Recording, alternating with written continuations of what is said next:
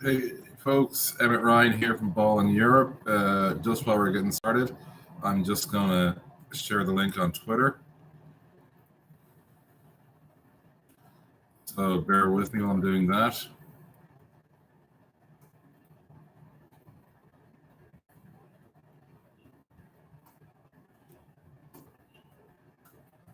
Should have done this before I went live.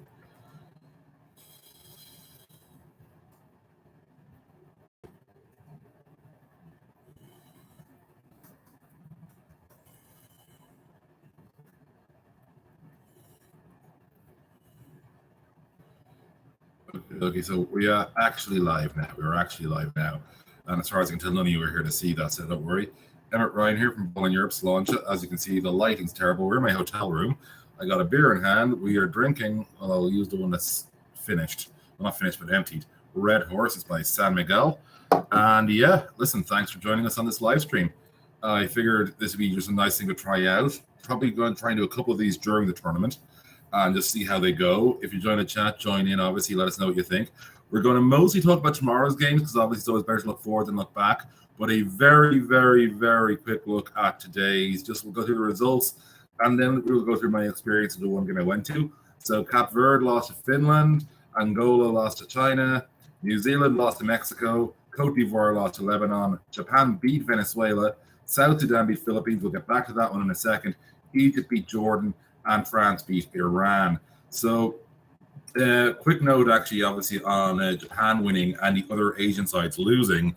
That means Japan now know that if they win their last game in these terrible classification games, they're in the Olympics, which is huge. No other Asian team can get to 3 wins now. That's enormous. The one I want to mention, though, is at Araneta Coliseum tonight. This is the Philippines play South Sudan. Huge props to Carlick Jones. Not just because he came as close as you can get to a triple-double. It would have been the first triple-double ever at the World Cup without getting one. But also because he's just a nice guy. He was really, really wholesome and erudite and clear and just talked like a man who knew what had happened in the game he just played. And you think how exhausted the baller is coming off. He's got great charisma, a great interview, I've got to say. So thanks to Carlick, but also to the Filipino fans. You were fantastic. Obviously, the big concern is that it wasn't full, and that's not your fault. That's the fault, really, of the organizers. They priced the locals out of games here. I think we'd have had a lot more full houses if they hadn't priced the locals out of games. So that's obviously an issue. And that's one thing to look at. The other thing to look at really here, though, as well, is the Olympic qualification being decided from these group phases, these classification phases. It only directly affects Africa and Asia, and it is, what's the word, really stupid. It's a terrible idea, and they shouldn't do it. Simple as that, really, because it's not a good way to decide who gets into the Olympics, because a lot of the teams in these phases aren't really putting their all in. And for the teams who have something on the line, it varies wildly another team that's been on the line or not. And if you've got a softer route, which some teams just do, that's really unfair. Like South Sudan and Egypt could both well finish up with the same win-loss record, and their position as who gets automatically into the Olympics will be decided on the teams they played against, rather than throw it out here, them playing each other. I mean, seriously, there just has to be a way where if teams have tied records in this regard, something as silly as the World Cup to decide Olympic places. I don't mean the World Cup is silly, I mean it's a silly thing to decide Olympic places. Then have some sort of tie-break situation built in that is equitable, like that's fair on teams. But let's get ahead to tomorrow's games because we've got a lot of them to get through. I'm going to focus really on the Manila ones. I'm not going to focus on the other ones because I haven't been paying enough attention in those locations, I promise. As we get to the quarterfinal stage, they will pay more attention. But obviously, we were going to be leading off with Serbia and Italy. Serbia won the last time they met in the World Cup, but we all recall Eurobasket last year where Italy just came out, Gianmarco Pizzeco, like just great performance. And just, from the coach, I mean, and he saw everything Pizzeco was doing. It was so predictable, and he called it. So, like, Serbia should win this game. But they've got to be a lot smarter because they came into that game again, perfect record, everything had gone right, and then they utterly beat the whole thing. And they can't risk doing that again in this game because well, we'll get to the because actually very shortly. But that's just one. They've got to be smart here, be very businesslike, and do not underestimate what Italy are like when they are motivated. And Italy will be motivated because they know they must win this game. Like there are no ifs, buts, or maybes. The second game we're going to look at very briefly: USA Montenegro. Walker Kessler, where are you, bro? And I mean that as a thing of love. Steve Kerr needs to be using you more. Oh my God.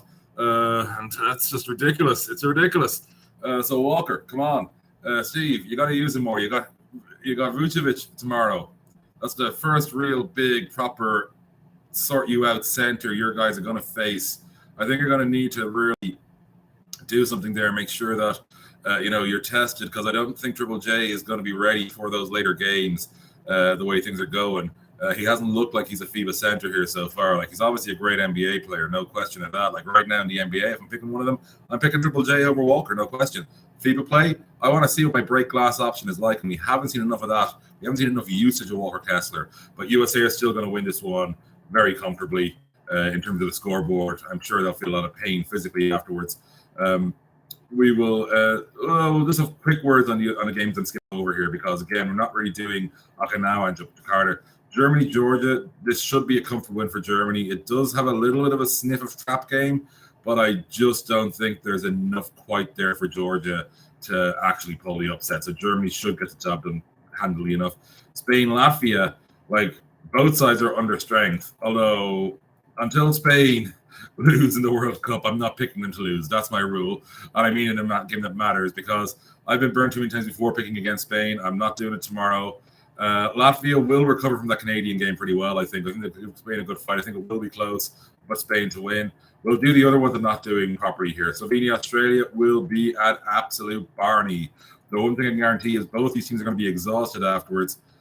I'm going to narrowly say Slovenia, mainly because Australia have not impressed me at all so far in this competition.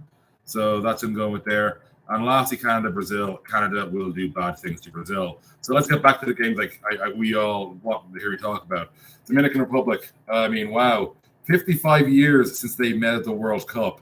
Like, you think about how close they are physically to each other, and this is the first time in 55 years that they're going to... okay, also, bad maths feed, because maybe that's the opposite. 45 years since Dominican Republic and Puerto Rico won the World Cup. In 78, the Puerto Ricans won by 30 points. I'm going to go out on a limb and say Puerto Rico will not win by 30 points against the Dominican Republic tomorrow. Karl Anthony Towns is obviously looking fantastic. There's a lot of motivation for Dominican Republic to get the job done convincingly, and I mean early convincingly, so they can rest players. And that's because they want to be fresh for that Serbia game, because it's all about avoiding the US. I think Dominican Republic will get the job done, and they will get the W. I think Dominican Republic will beat Puerto Rico and put in all kinds of pressure if they lose to Italy, because of course then Serbia will need to beat Dominican Republic, and they could go all sorts of ways. Whereas Puerto Rico, sorry lads, I just don't see it happening for you. I'd love to, but I don't. If you're in the stream, if you're on the chat, please send me a question. I'm happy to answer them. I'm going to finish chatting about the games in a second, but I will stay on for a minute or two afterwards to discuss them. Any questions you might have. So, but also answer your questions while I'm talking, by the way. This is the first time we've ever done a live stream from Ball in Europe, and all two of you have joined in. We will actually give notice next time and try and actually make sure that more people tune in and want to be part of it. So let's talk about the game that I think is going to be most interesting tomorrow, Lithuania, Greece, because I'm taking you back in time. 2017 Eurobasket. Lithuania had a perfect group record. Greece looked terrible in the group stage. Greece were under strength. They were missing a lot of bodies. Lithuania were in quite full strength, but they were pretty close to it. Is this sounding extremely familiar to you? Because Lithuania, unbeaten after the first group phase. Greece looked kind of, I mean, seriously, they were absolutely given the fight of their lives against New Zealand, no matter what the final score said. That was the fight of their lives. And yeah, that's the way it went. So, listen, they went in that way, they went out that way. Sorry, I've got to respond to something here. My apologies. Just excuse me. This is very rude of me. God, I'm a terrible person. But there's only one on. You'll be okay if you wait 1 minute, send a text.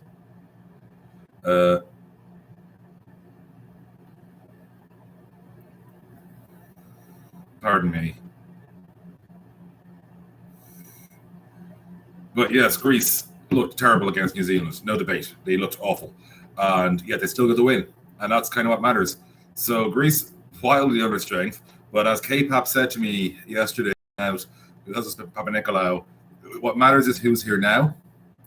And that has me, because I'm thinking of a previous time I met Kostas Papanikolaou, and that was after that win over Lithuania, and he was all about proving those doubters wrong.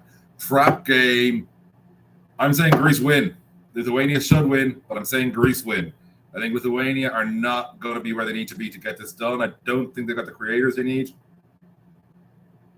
I think Greece win, and we have a bit of a madhouse situation, because, of course, that'll mean if Montenegro beat Greece, which I don't see happening, we could have a three-way tie, assuming Lithuania lose to the USA. So that's pretty much it from the games. Wait, we have a text coming in. I'll reply to that later. But before we get to my last few bits, I want to say I'm not going to stay in line much longer unless some of you want to ask any questions. But get some questions in the chat, please do. I'd love to answer your questions, what you're thinking of Life Manila. I went out of Manila today for the first time properly. Like, that was not just, to go to games. So what have I taken in? A bit of history. I went out to the Fort Santiago. Very, very deep, serious stuff there. Certainly, if you're ever in the city, recommend visiting it.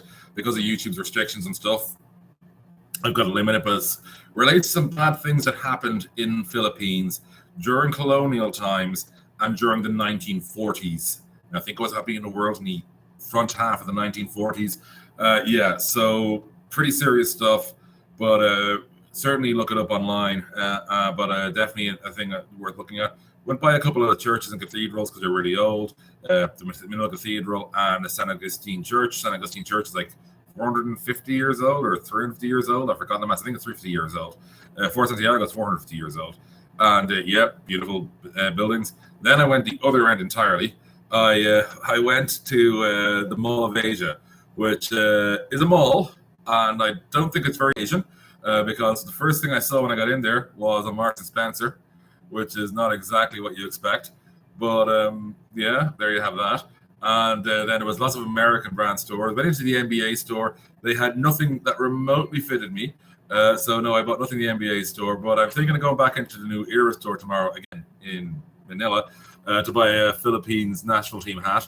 So that was what I did there. And of course, I ate in Jollibee. So I'm Irish, as most of you know.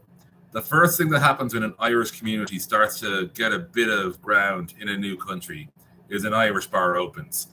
The first thing that happens when the Filipino community, reach a critical mass in a country, a Jollibee opens. It's a fast food institution here, really cheap, really nice chicken. I even had a mango and peach tart today that was lovely. It was tiny, but it was lovely. But I had a great time. Let's talk about the Araneta Coliseum where I was as well earlier, because I'm still waiting to see if we've got any chat coming in from y'all. Nothing in so far, Sorry, gotta close this. Yeah. Welcome to live chat. So, also be nice, obviously. But send in some questions, folks, so you got them. But Coliseum, for those of you who don't know, it's one of the main. I will answer your question in a second, Patrick. It's one of the main sort of venues for this tournament, but it's also where the Thrill in Manila took. So that was kind of cool to go see that today. And it's really far from where I'm staying, so I won't be going back there, unfortunately, because it's too hard to go to the games in the two venues in one day. Will I go to an Irish pub from Patrick Lyons? I might have I will definitely have a chance in Saturday. I'm going to find one first, Patrick. So I will go looking for an Irish pub. And there you go. I'll give you a bit of light there, Patrick. And I'll go looking for an Irish pub for sure. And, the one thing is, though, I'm sure the Irish pub will be the only place with normal prices in this part of the world. And everything's so cheap. Like, these beers were less than €1 each. And they're perfectly fine lagers. The only downside with the beers is, we'll show it to you again, Red Horse. Well, the thing with Red Horse is that it's owned by San Miguel, as is San Miguel beer, as is San Miguel Light. And there are 3 Filipino beers I've been able to find so far from my limited admittedly travels. And I'm hopeful I'll find a place that's selling a lot more different beers later in my travels. But so far, very, very limited. And Moshe is asking me a question, but not about this. So I'll get back to Moshe. But yeah, so that's pretty much it for now, I think, because this is like a tester. I will hopefully do this from the arena either at the end of play tomorrow or the end of play on Sunday. We'll see how it goes. But yeah, we'll see how it pans out. But so far, so good. Listen, thanks to those of you who joined.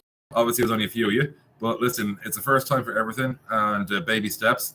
But thanks for joining us. And we should have better light for the next one as well, by the way. Okie dokie. Listen, Slán live. Good night. Sláinte. Good night, Manila.